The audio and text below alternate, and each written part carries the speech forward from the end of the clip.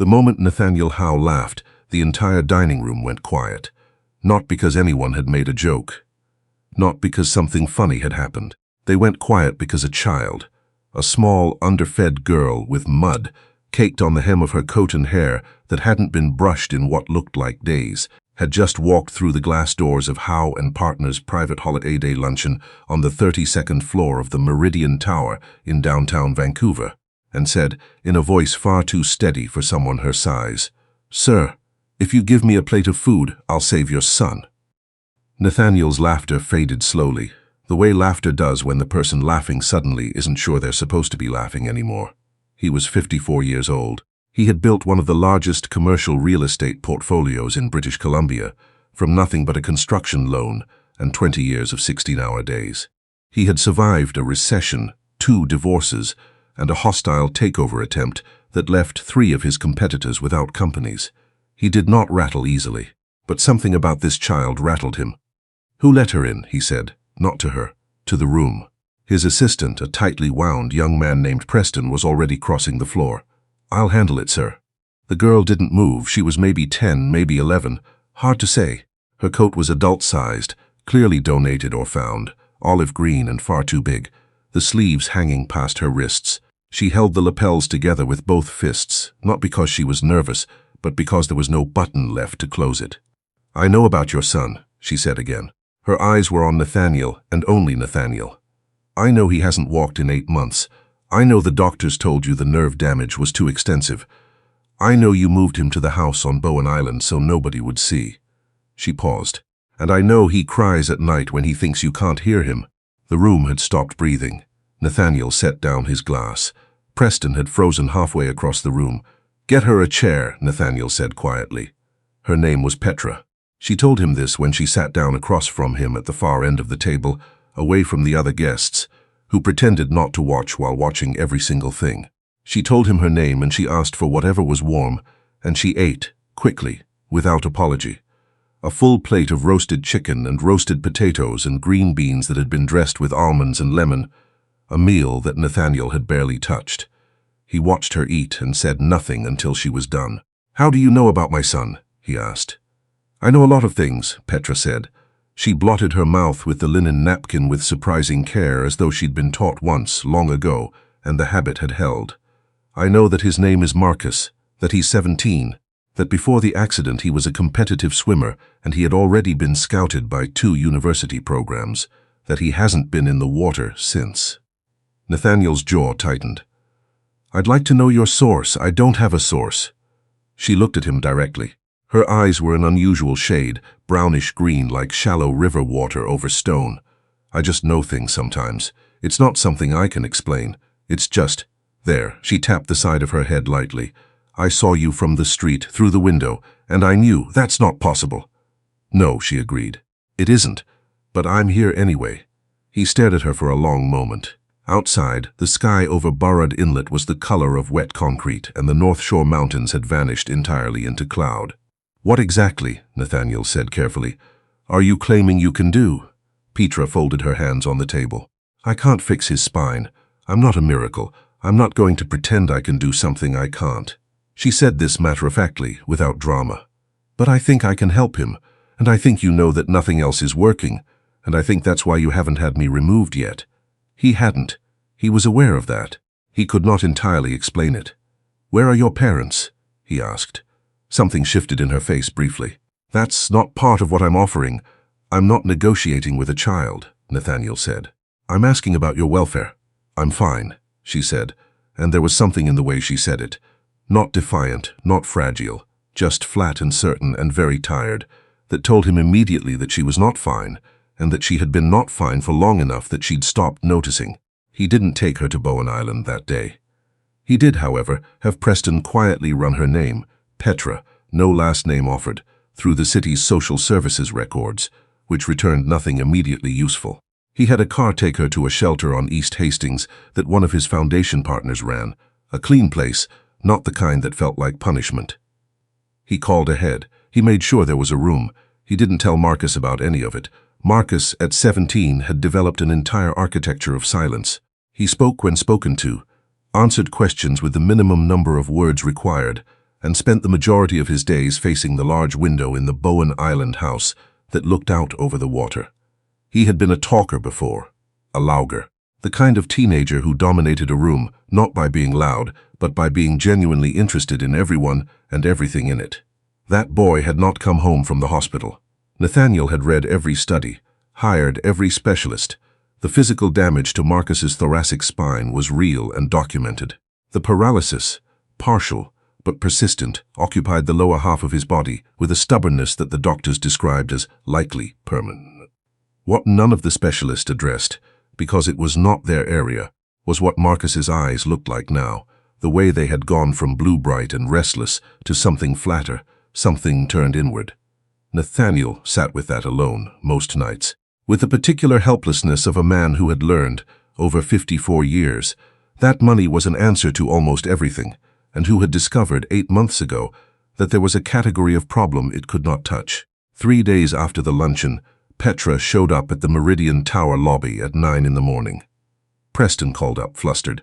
She's sitting in the lobby, sir. She says she'll wait." Nathaniel looked out his window at the grey harbor and thought for a moment. "Send her up," he said. She came in wearing the same coat, but her hair was clean. Someone at the shelter had evidently given her a hair elastic, and she'd pulled it back. She looked more like herself, whoever that was. Younger, maybe. More like a child, and less like a small, exhausted adult. She sat in the chair across from his desk and looked at his office the way children sometimes look at adult spaces. Not impressed, not unimpressed, just observational, taking inventory. "I want to come with you," she said, "to wherever he is."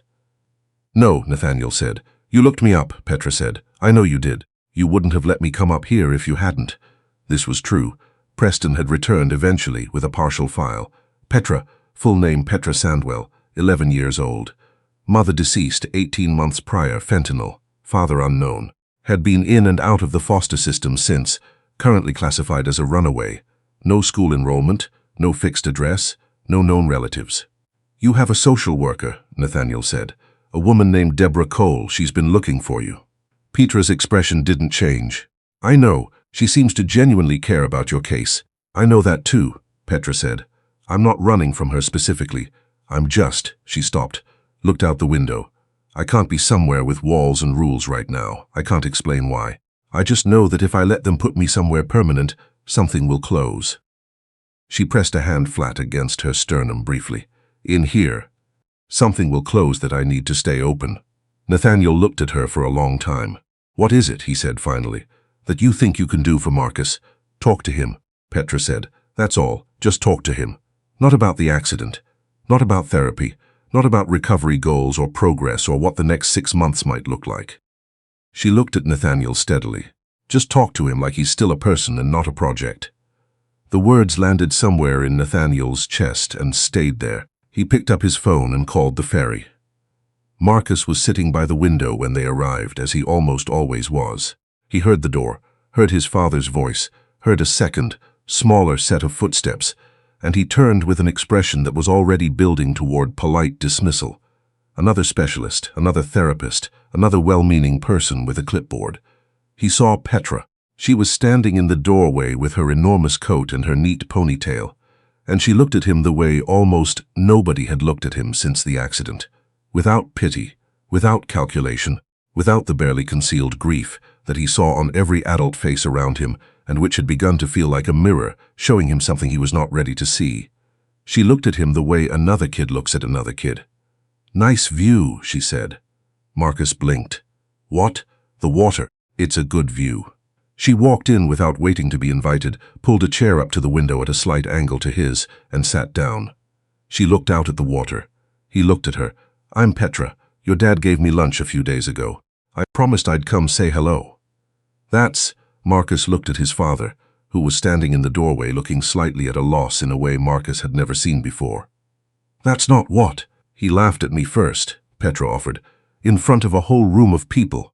So we're not starting from zero, we're starting from behind." Marcus looked at his father again. Nathaniel cleared his throat.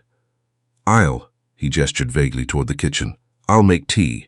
He had never in his life voluntarily offered to make tea. They talked for 3 hours that first day. Nathaniel sat in the kitchen and listened to the low, uneven sound of their voices, Marcus's deeper, uncertain. Petra's steady, curious, and he did not know what they talked about, and he did not go to find out. He drank bad tea and stared at the grain of the wooden table, and something in his rib cage gradually loosened in a way it hadn't in 8 months. He drove Petra back to the ferry himself that evening. She sat in the passenger seat and looked out at the darkening road. "He was a swimmer," she said, after a long silence. "Yes," Nathaniel said.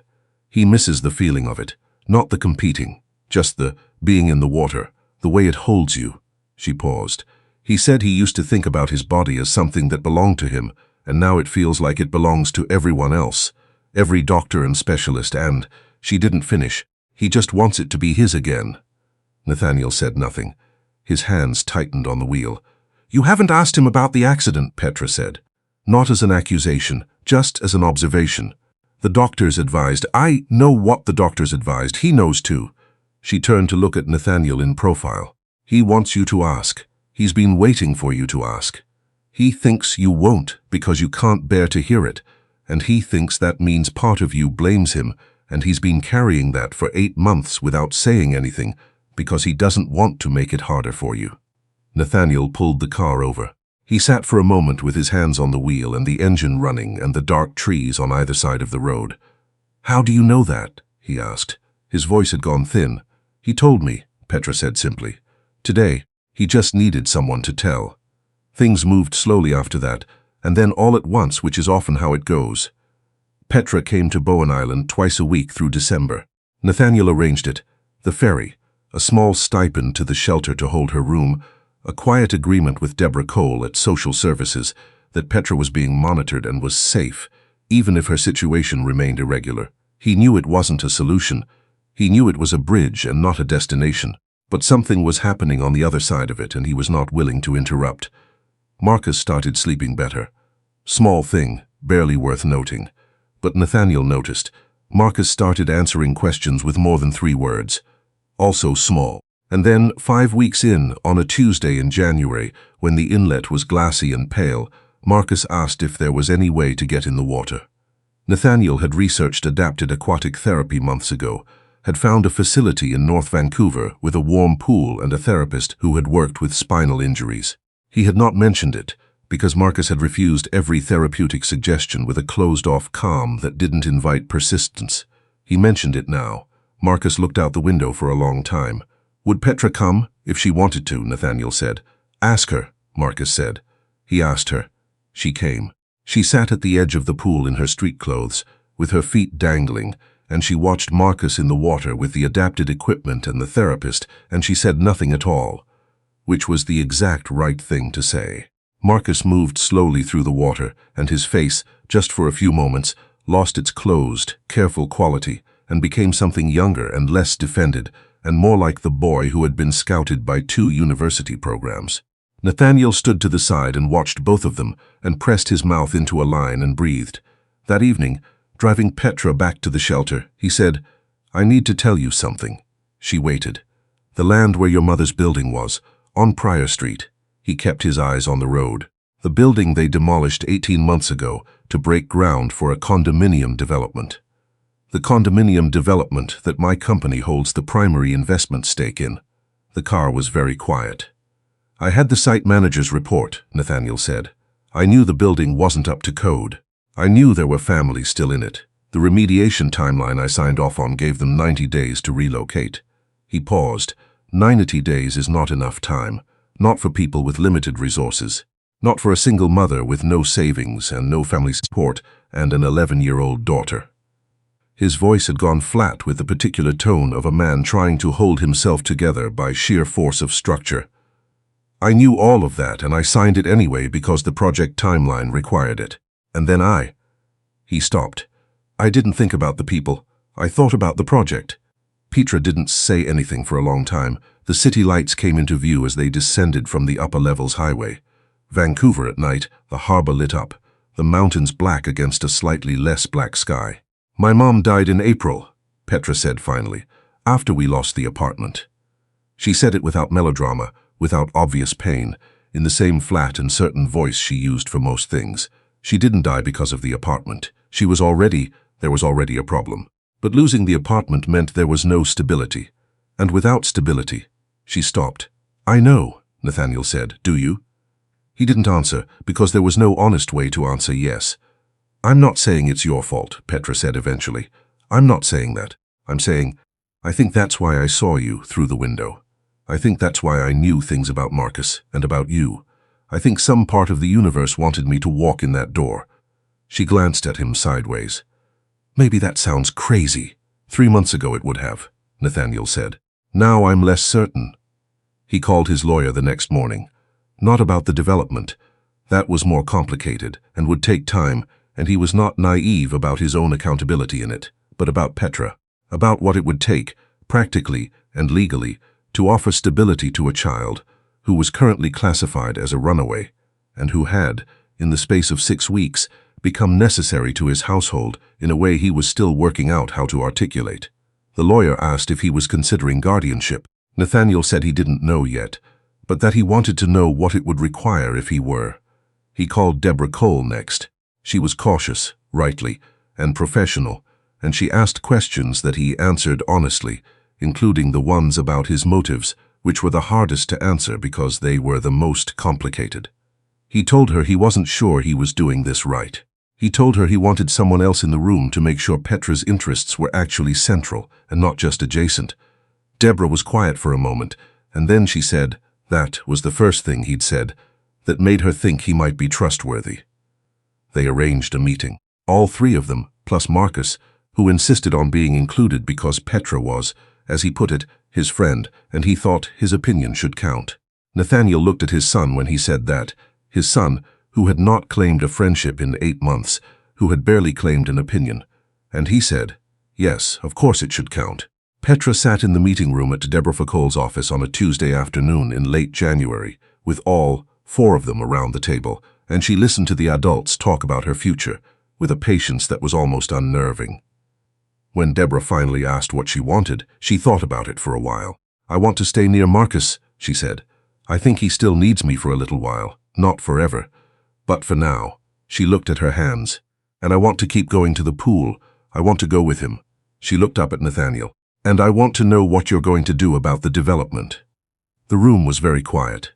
"I've engaged a housing advocacy organization," Nathaniel said, "to identify displaced families from the Pryor Street building, to offer relocation support and compensation."